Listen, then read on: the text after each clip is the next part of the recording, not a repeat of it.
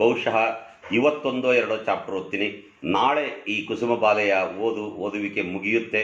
ನೀವೆಲ್ಲರೂ ಕೂಡ ಕೇಳಿದ್ದು ನೋಡಿದ್ದು ನನಗೆ ಭಾಳ ಸಂತೋಷವನ್ನು ತಂದಿದೆ. ಇವತ್ತು ನಾನು ಓದೋ ಭಾಗ ಯಾವುದು ಅಂತಂದರೆ, ನಿನ್ನೆ ನಾನು ನಿಮಗೆ ಓದಿ ಹೇಳಿದ್ದೀನಿ. ಅವರೆಲ್ಲರೂ ದಲಿತ ಸಂಘರ್ಷ ಸಮಿತಿಯ ನಾಯಕರು, ಕಾರ್ಯಕರ್ತರು, ಇವರೆಲ್ಲರೂ ಕೂಡ ಜೀತ ವಿಮೋಚನಾ ಮೆರವಣಿಗೆ ಮಾಡಬೇಕು ನಾಳೆ ಬೆಳಗ್ಗೆ ಅಂಥೇಳಿ ಆ ಹಳ್ಳಿಯ ಒಂದು ಮಾರಿಗುಡಿಗೆ ಬಂದು ಸೇರಿಕೊಂಡಿದ್ದಾರೆ.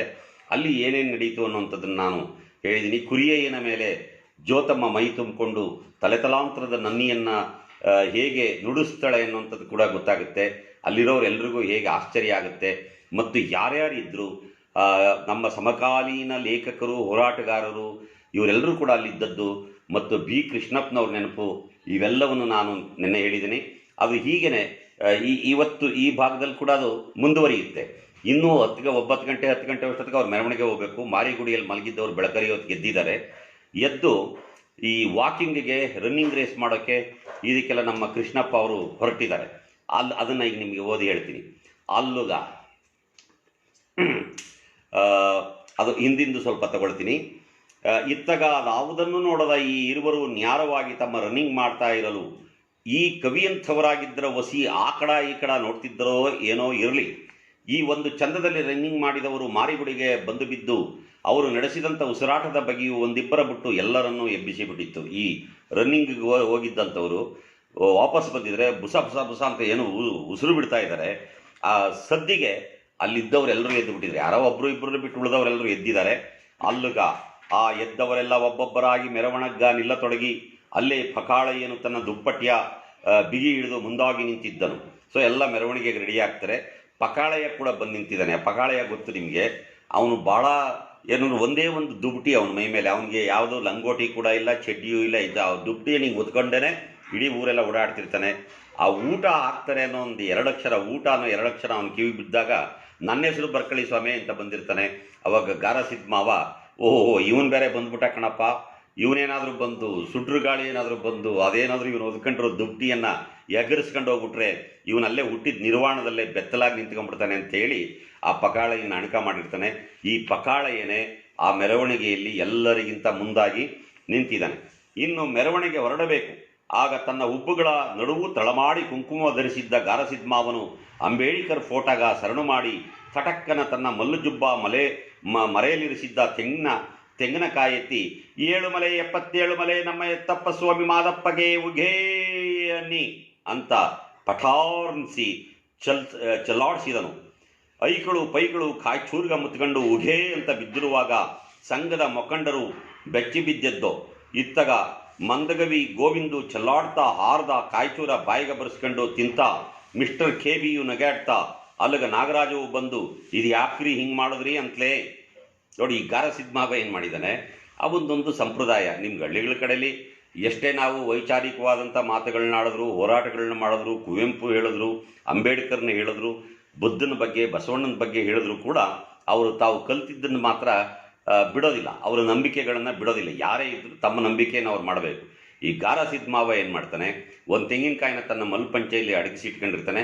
ಎಲ್ಲರೂ ಮೆರವಣಿಗೆ ಹೊರಟ ತಕ್ಷಣವೇ ಆ ಕಾಯಿನ ಈಡುಗಾಯಿ ಹೊಡೆದ್ಬಿಟ್ಟು ಮಲೆ ಮಹದೇಶ್ವರನಿಗೆ ಉಘೆಯನ್ನಿ ಅಂತ ಕೂಗ್ತಾನೆ. ಅಲ್ಲಿದ್ದಂಥ ಕಾಯಿಚೂರಿನ ಕೆಲವರೆಲ್ಲ ತಗೊಂಡು ಬಾಯಲ್ಲಿ ತಿಂತಾರೆ. ಆ ರೀತಿ ಒಂದು ಬಾಯಿಚೂರನ್ನು ಚೆಲ್ಲಾಡ್ತಾ ಹಾರ್ದ ಕಾಯಿಚೂರ ಬಾಯಿಗೆ ಬರ್ಸ್ಕೊಂಡು ತಿಂತ ಯಾರು, ಮಿಸ್ಟರ್ KBಯು ನೆಗಾಡ್ತಾ. ಮಿಸ್ಟರ್ KB ಅಂದರೆ ಯಾರು? KB ಅಂದರೆ KB ಸಿದ್ದಯ್ಯ. KB ಸಿದ್ದಯ್ಯನವರು ಕೂಡ ಅಲ್ಲಿದ್ದರು. ಅವರು ಕೂಡ ಇತ್ತೀಚೆಗೆ ತಾನೇ ನಮ್ಮನ್ನು ಅಗಲಿದ್ದ ನೆನಪು ನಮಗೆಲ್ರಿಗೂ ಇದೆ. ಭಾಳ ಅತ್ಯುತ್ತಮವಾದಂಥ ಕವಿಗಳು KB ಸಿದ್ದಯ್ಯನವರು.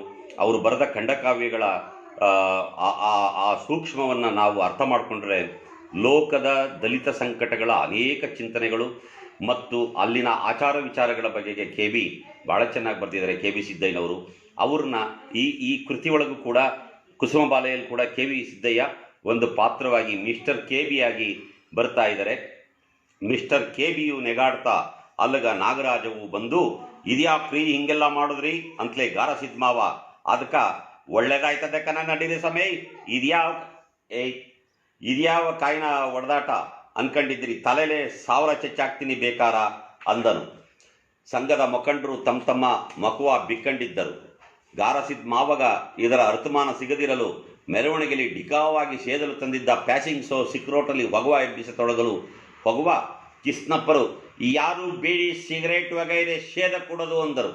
ಇದೊಳ್ಳೆ ಕಥಾ ಆಯ್ತಲ್ಲ ಅಂದ್ಕೊಂಡ ಗಾರಸಿದ್ ಮಾವ ಮೆರವಣಿಗ ಹಿಂದ್ಕ ಬಂದು ಸಿಗರೇಟ್ನ ಹೊಗವ ಎಬ್ಬಿಸ್ತಾ ಬತ್ತಿರಲಾಗ ಆ ಧಾಕ್ತರು ಅಲ್ಲಿಂದಲೇ ಬೀಡಿಯ ಬಾಯಿಗೆ ಕಚ್ಕ ಬಂದು ವಸಿ ಬೆಂಕಿ ಕೊಡ್ರಿ ಅಂತ ಅಬ್ಬರಿಸಿದರು.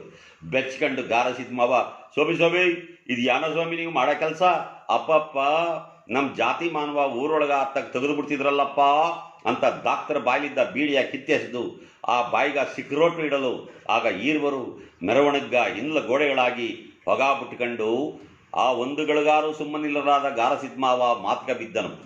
ಈ ಗಾರಸಿದ್ ಮಾವ ಏನು ಮಾಡಿದ್ದಾನೆ, ಎಲ್ಲರ ಎದುರುಗಡೆ ಸ್ಟೈಲಾಗಿ ತೋರಿಸ್ಬೇಕು ಅಂತೇಳಿ ಪ್ಯಾಸಿಂಗ್ ಶೋ ಸಿಗರೇಟ್ನ ಇಟ್ಕೊಂಡ್ಬಿಟ್ಟು ಮೆರವಣಿಗೆ ಶುರುವಾಗ್ತಿದ್ದಂಗೆ ಒಂದು ಸಿಗರೇಟ್ ಇದ್ದ. ಕೃಷ್ಣಪ್ಪನವರಿಗೆ ಬೇಜಾರಾಗ್ಬಿಡ್ತು.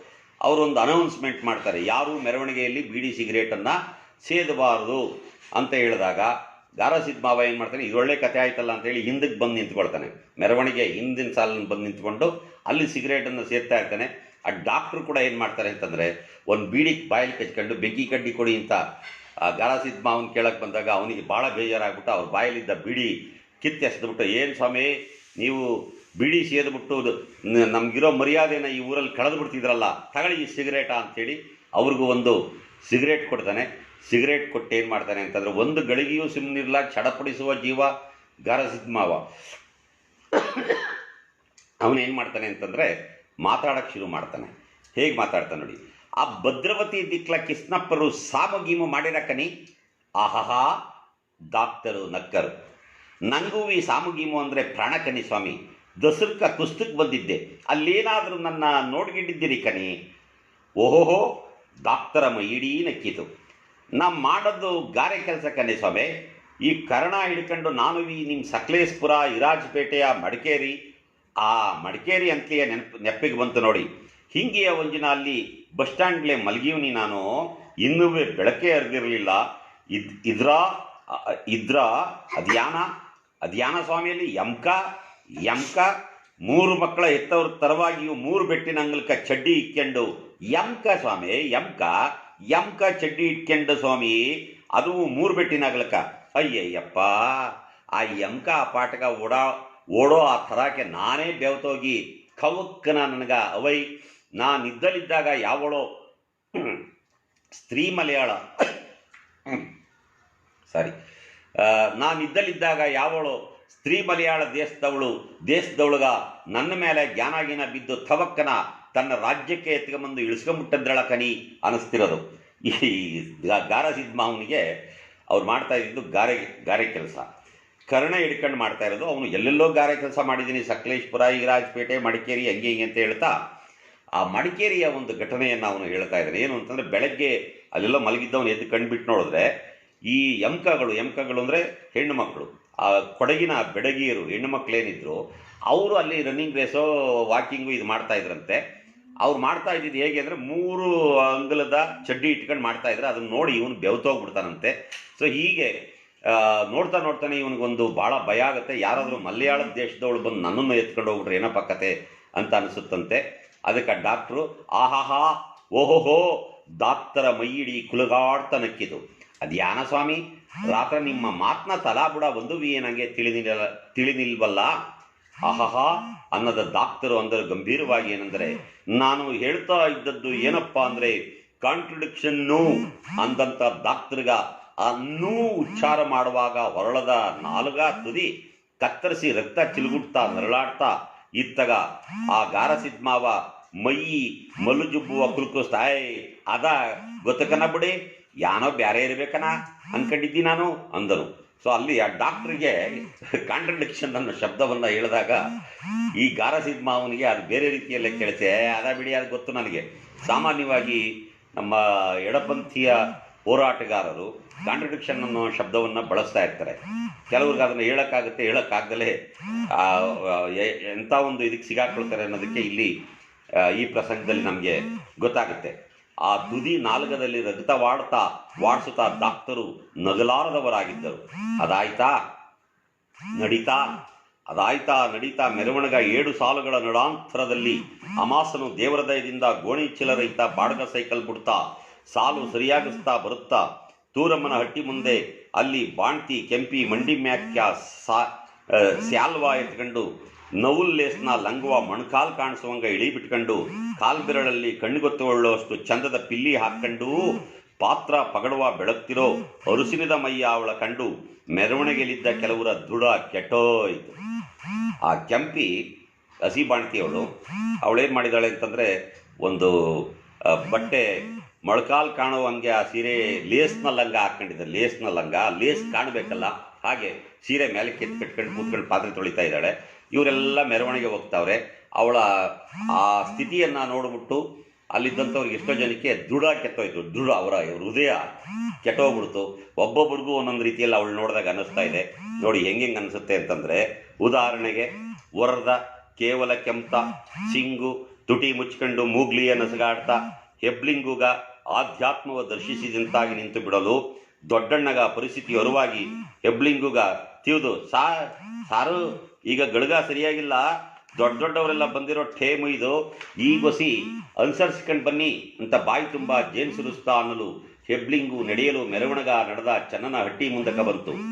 ಆ ಕೂತ್ಗಳ ತಳದಲ್ಲಿ ಚನ್ನನ ಅಪ್ಪನೂ ಕೂತು ವಸ್ತಲಿ ಗಂಟಿ ಚನ್ನನ ಅವ್ವ ನಿಂತು ತಮ್ಮ ಮಗನ ತರವೇ ಕಾಣೋ ತವಕಲಾಗಿ ಇರಲು ಆ ಮೆರವಣಿಗೆಯಲ್ಲಿ ಗಾರಸಿದ್ದ ಮಾವನ್ನ ಕಾಣ್ತಲೆ ಚನ್ನನಪ್ಪ ಅಡಳೈ ಗಾರಸಿದ್ದ ಇತ್ತಾಗ ನೋಡ್ದೆ ಹೋಯ್ತಾನಲ್ಲಪ್ಪ ನೋಡ್ದ್ಯಾವ ಅಂತಲೇ ಬಂದಂತ ಗಾರಸಿದ್ದ ಮಾವನ ಎಳೆದು ಕೂರಿಸ್ಕೊಂಡು ಅವನ ತಲಾ ಸವರ್ತಾ, ಇನ್ನೂ ನಿನ್ನ ತಲೆಯಲ್ಲಿ ಕೂದ್ಲವಕಯ್ಯ, ಮಾತನ ಪ್ರಕಾರ ಬೀಡಿ ಮಡಗ್ಬಿಟ್ಟು ಮುದ್ಕ ನಡೆಯಯ್ಯ ಅಂದರು. ಗಾರಸಿದ್ದ ಮಾವ ನಗಾಡ್ತಾ, ಎಲ್ರೂ ದನ ಕುರಿ ಮೇಯಿಸಿದ್ರ ನೀನು ನರ್ಮನುಸರನ್ನೇ ಮೇಯಿಸ್ತೀಯಕ್ಕಪ್ಪ ಅಂದು 4 ಬೀಡಿ 1 ಸಿಗರೇಟ್ನು ಮುಂದಿಡಲು ಚನ್ನನಪ್ಪ, ಈ ಟೇಮ್ಲಿ ನಮ್ಮ ಚೆನ್ನ ಇಲ್ಲಿ ಇದ್ದಿದ್ರಾ ಅಂತಲೇ ಗಾರಸಿದ್ದ ಮಾವ, ಅದರ ಕದರ್ರೇ ಬೇರೆ ಥರವಾಗಿರ್ತಿತ್ತು ಕಣ ಅಂತ ಎದ್ದು ಮೆರವಣಿಗೆ ಕೂಡಿಕೊಂಡನು. ಈ ಮೆರವಣಿಗೆ ಹೋಗ್ತಾ ಇರಬೇಕಾದ್ರೆ ಚನ್ನನ ಮನೆ ಮುಂದೆ ಹೋಗ್ತಾ ಇದೆ. ಅಲ್ಲಿ ಚನ್ನನ ಅಪ್ಪ ಬಾಗ್ಲಲ್ಲಿ ಕೂತಿದ್ದಾನೆ. ಅವರವ್ವ ಹಿಂದೆ ನಿಂತ್ಕೊಂಡು ನೋಡ್ತಾ ಇದ್ದಾಳೆ ಮೆರವಣಿಗೆಯನ್ನು. ಕೊನೆ ಒಳಗಡೆ ಹೋಗ್ತಾ ಇದ್ನಲ್ಲ ಈ ಗಾರಸಿದ್ದ, ಅವ್ನು ಹಿಡ್ಕೊಂಡ್ಬಿಡ್ತಾನೆ. ಚನ್ನನಪ್ಪ ಹಿಡ್ಕೊಂಡು, ಇವನು ಹಿಂದೆ ಒಂದ್ಸರಿ ಹೇಳಿದ್ನಲ್ಲ, ನಾನು ತಲೆಯಲ್ಲಿ ಕೂದಲಿರೋ ತನಕ ನಿನಗೆ ಬಿಡಿ ಸಿಗರೇಟ್ ಕೊಡ್ತೀನಿ ಅಂತ ಹೇಳಿ ಹಿಡ್ಕೊಂಬಿಟ್ಟಿದ್ದಾನೆ. ನಿನ್ನ ತಲೆಯಲ್ಲಿ ಇನ್ನೂ ಕೂದಲವೇ ಕೊಡು, ಬೀಡಿ ಕೊಡು. ಆವಾಗ ಇವನೇನು ಮಾಡ್ತಾನೆ, ಗಾರಸಿದ್ದ ಮಾವ ಒಂದು 4-5 ಬೀಡಿಗಳನ್ನು 1 ಸಿಗರೇಟ್ನು ಆ ಚನ್ನನ ಅಪ್ಪನಿಗೆ ಕೊಟ್ಬಿಟ್ಟು, ಪರವಾಗಿಲ್ಲ ಕಣಯ್ಯ, ನೀನು ಎಲ್ಲರೂ ದನ ಕುರಿ ಮೇಯಿಸಿದ್ರೆ ನೀನು ನರಮನ್ಸರನ್ನೇ ಮೇಯಿಸ್ಬಿಡ್ತೀಯ ಅಂತ ಕೊಡ್ತಾನೆ. ಆಗ ಆ ಚನ್ನನ ಅಪ್ಪನಿಗೆ ನೆನಪಾಗುತ್ತೆ ಮಗಂದು. ಅವನು ಹೇಳ್ತಾನೆ, ಈ ಟೈಮಲ್ಲಿ ನಮ್ಮ ಮಗ ಚೆನ್ನ ಇಲ್ಲಿದ್ದಿದ್ರೆ ಎಷ್ಟು ಚೆನ್ನಾಗಿರೋದು. ದಲಿತ ಸಂಘದ ಮೆರವಣಿಗೆ ನಡಿಬೇಕಾದ್ರೆ ಆ ಊರಿನ ವಿದ್ಯಾವಂತನಾಗಿದ್ದಂಥ ಚೆನ್ನ ಆಗ ಅಲ್ಲಿ ಇರೋಲ್ಲ. ಆ ನೆನಪು ಅವನ ತಂದೆಗೆ ಆಗುತ್ತೆ. ಅದಕ್ಕೆ ಗಾರಸಿದ್ದ ಮಾವ ಹೇಳ್ತಾನೆ, ಆ ಚೆನ್ನ ಏನಾದರೂ ಇದ್ದಿದ್ರೆ ಅದರ ಕದರ್ರೇ ಬೇರೆ ಥರವಾಗಿರ್ತಿತ್ತು ಅಂತ ಹೇಳಿ ಅವನು ಮೆರವಣಿಗೆಗೆ ಹೋಗಿ ಕೂಡಿಕೊಳ್ತಾನೆ. ಮುಂದೆ ನೋಡಿ, ಇತ್ತಗ ಚೆನ್ನನ ಅಪ್ಪನ ಕಣ್ಗಳಲ್ಲಿ ಮಗನ ರೂಪವು ಎದ್ದು ಬಿದ್ದಾಡುತ್ತಾ ಮುಂದಿದ್ದ ಬೀಡಿಗಳು ಬಗೆಯಾದವು.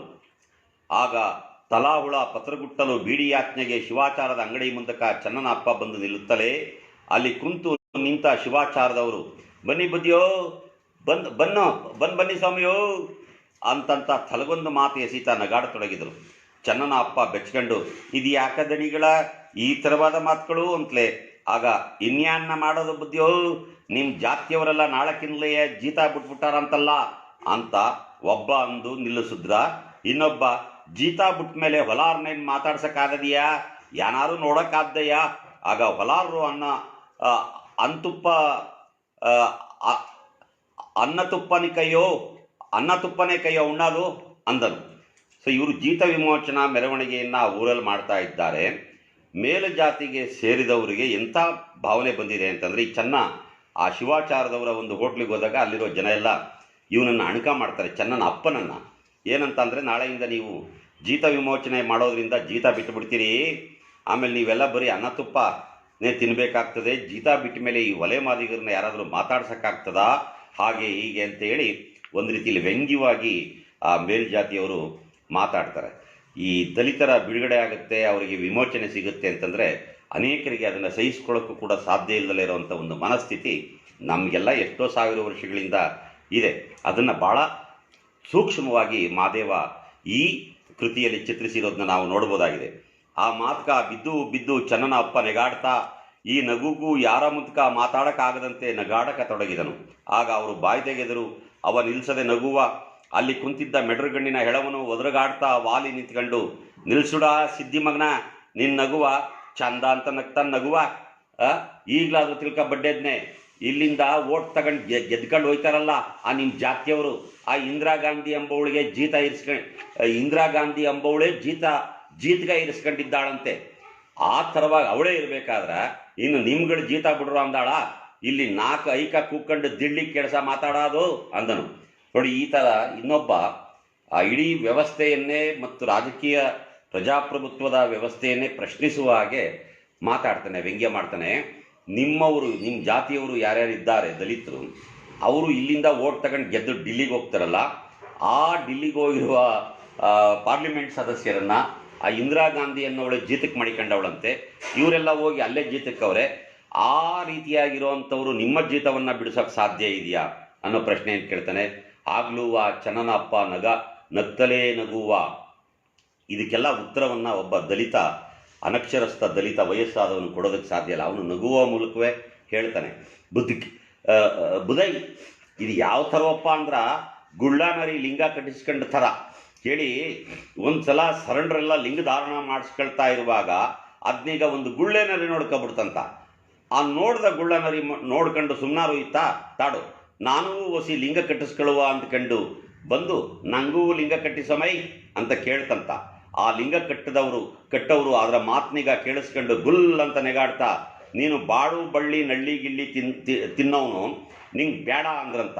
ಅದಕ್ಕಾರು ಸುಮ್ಮನೆ ಆಯ್ತಾ? ಅದು ಸುಮ್ಮನಿರ್ಲಾರ್ದೆ ಅದನ್ನೆಲ್ಲ ತಿಂಪದ್ ಬಿಟ್ಬಿಡ್ತೀನಿ ಕಣ, ಕಟ್ಟಿಲಿಂಗ ಅಂತ ಆಣೆ ಬಾಸ ಮಾಡಿ ಗೋಗರ್ಕೊಂಡು ಲಿಂಗಧಾರಣವ ಮಾಡಿಸ್ಕೊಳ್ತದಂತ. ಕೊನೆಗೂ ನೋಡಿ, ಪ್ರತಿಭಟನೆ ಎನ್ನುವುದು ಒಬ್ಬ ಮನುಷ್ಯನಲ್ಲಿ ಹೇಗೆ ಒಂದು ಮಿತ್ತಾಗಿ ಕಥೆಯಾಗಿ ಬರುತ್ತೆ ಅನ್ನೋದಕ್ಕೆ ಆ ಚನ್ನನ ಅಪ್ಪನಿಗೆ ಇವರ ಎದುರುಗಡೆ, ಮೇಲ್ಜಾತಿಯವರ ಎದುರುಗಡೆ, ಶಿವಾಚಾರದವರ ಎದುರುಗಡೆ ಜೋರಾಗಿ ಪ್ರತಿಭಟಿಸೋದಕ್ಕೆ ಸಾಧ್ಯ ಇಲ್ಲ. ಆಗ ಅವನು ಹೇಳ್ತಾನೆ ಗುಳ್ಳೆನರಿಯ ಕಥೆಯನ್ನು. ಒಂದು ಗುಳ್ಳೆನರಿ ಲಿಂಗ ಹೇಗೆ ಕಟ್ಕೊಳ್ತದೆ, ಅದು ಬಂದು ನನಗೂ ಲಿಂಗ ಕಟ್ಟಿ ಅಂತ ಹೇಳಿದಾಗ ಅಲ್ಲಿರೋರೆಲ್ಲ ಹೇಳ್ತಾರಂತೆ, ನೀನು ನೋಡಿದ್ರೆ ಬಾಡು ಬಳ್ಳಿ ತಿನ್ನವನು, ನಿನಗೆ ಯಾಕೆ ಲಿಂಗ ಅಂತ ಹೇಳಿದಾಗ ಅವನು ಅದೇನು ಮಾಡ್ತಿಲ್ಲ, ನಾನೆಲ್ಲ ತಿನ್ನೋದು ಬಿಟ್ಬಿಟ್ಟಿದ್ದೀನಿ ಅಂತ ಹೇಳುತ್ತಂತೆ. ಆಮೇಲೆ ಮುಂದಕ್ಕೆ ಕೇಳ್ತಾನೆ ಚನ್ನನಪ್ಪ, ಮ್ಯಾಲ ಇದನ್ನೆಲ್ಲ ನೋಡ್ತಾ ಇರೋ ಆ ದೇವೇಂದ್ರಾಯ ಅವನಾರು ಸುಮ್ಗಿದ್ನ, ಸುಮ್ಮನಿರ್ಲಾರ್ದೆ ಏನು ಮಾಡ್ದ ನೋಡವ, ಇದರ ದುಡುವ ಪರೀಕ್ಷಿಸವು ಅಂದ್ಕೊಂಡು ಮಳ ಬರೆಸಿದ್ನಂತೆ ಮಳವ. ಆ ಮಳಗ ನಳ್ಳಿಗಳು ಎದ್ದು ಪಿತ್ಪಿತ್ನ ಓಡಾಡತರವಾಗಿ ಓಡಾಡ್ತಾ ಇದ ಕಣ್ಣಾರ ನೋಡ್ಕೊಂಡು ಲಿಂಗ ಕಟ್ಸ್ಕೊಂಡಿರೋ ಈ ಗುಳ್ಳನರಿ ಎಷ್ಟು ಕಾಲ ಅಂತ ತಡ್ಕೊಂಡಿದ್ದದು. ಆಗ ಗುಳ್ಳನರಿ ಏನು ಮಾಡ್ತೀವಿ ಕೇಳಿ, ತನ್ನ ಕುತ್ತಿಗೆಯಲ್ಲಿ ಕಟ್ಟಿದ್ದ ಲಿಂಗವ ತೆಗೆದು ಕಳ್ಳಿ ಬೇಲಿಗ ನ್ಯಾಥ ಹಾಕ್ಬಿಟ್ಟು ಆ ಓಡಾಡೋ ನಳ್ಳಿಗಳ ಓಡಾಡಿಸ್ಕೊಂಡು ಅವುಗಳ ಮೇಲೆ ದಬಾಕೊಂಡು ಬಿದ್ಕೊಂಡು ಸಿಕ್ಕಿದ್ನ ಥರ್ಪರ್ನ ತತರ್ನ ಪಿತರ್ನ ಹಿಡ್ಕೊಂಡು ಸಂಪತ್ತಾಗಿ ತಿಂತಾ ಇತ್ತಂತ. ಆಗ ಅವೇ ಬಂದು ಮುಂದ್ಕ ಬಿದ್ದ ಬೀಡ್ಗಳ ಆಯ್ಕೊಂಡು ಆ ಆಯ್ಕೊಂಡ ಚನ್ನನ ಅಪ್ಪ ತನ್ನ ತಳಕ ಬಂದು ಕೂತನು. ಸೊ ಇವತ್ತಿಗೆ ಇಷ್ಟು ಸಾಕು. ಇನ್ನೊಂದು ಸ್ವಲ್ಪ ಮಾತ್ರ ಉಳ್ಕೊಂಡಿದೆ. ಇದನ್ನು ನಿಮಗೆ ನಾಳೆ ಇದೇ ಹೊತ್ತಿಗೆ 4 ಗಂಟೆ ಹೊತ್ತಿಗೆ ನೀವೆಲ್ಲರೂ ಕೇಳಿ. ಅಲ್ಲಿಗೆ ಕುಸುಮ ಬಾಲೆಯನ್ನು ಓದು ನಾಳೆಗೆ ಮುಗಿಯುತ್ತೆ. ನಿಮ್ಮ ಸ್ನೇಹಿತರುಗಳಿಗೂ ಹೇಳಿ. ಫೇಸ್ಬುಕ್ಕಲ್ಲಿ ಇದು ರೆಕಾರ್ಡ್ ಆಗಿರೋದು ಹಿಂದಿನದೆಲ್ಲ ಇರುತ್ತೆ, ಅದನ್ನು ಕೂಡ ನೀವು ನೋಡ್ಬೋದಾಗಿದೆ. ಇಷ್ಟೊತ್ತು ಕುಸುಮ ಬಾಲೆಯನ್ನು ಕೇಳಿದ್ದಕ್ಕಾಗಿ ನಾನು ತುಂಬ ಕೃತಜ್ಞತೆಯಿಂದ ನಿಮಗೆ ಇದು ಮಾಡ್ತಾ ಇದ್ದೀನಿ. ಇದನ್ನೆಲ್ಲ ರೆಕಾರ್ಡ್ ಮಾಡ್ತಿರೋನು ನನ್ನ ಮೊಮ್ಮಗ ಆದ್ಯತ್ವ, ಅವನು ಹಿಂದ್ಗಡೆ ನಿಂತಿದ್ದಾನೆ. ಅವಾಗ ಸ್ವಲ್ಪ ತಲಾಟೆ ಮಾತಾಡೋದೆಲ್ಲ ಮಾಡ್ತಿರ್ತಾನೆ. ದಯಮಾಡಿ ನೀವು ಕ್ಷಮಿಸಬೇಕು ಅಂತೇಳಿ ನಿಮ್ಮೆಲ್ಲರಿಗೂ ನಮಸ್ಕಾರ ಹೇಳಿ ನನ್ನ ಮಾತುಗಳನ್ನು ಮುಗಿಸ್ತಾ ಇದ್ದೀನಿ.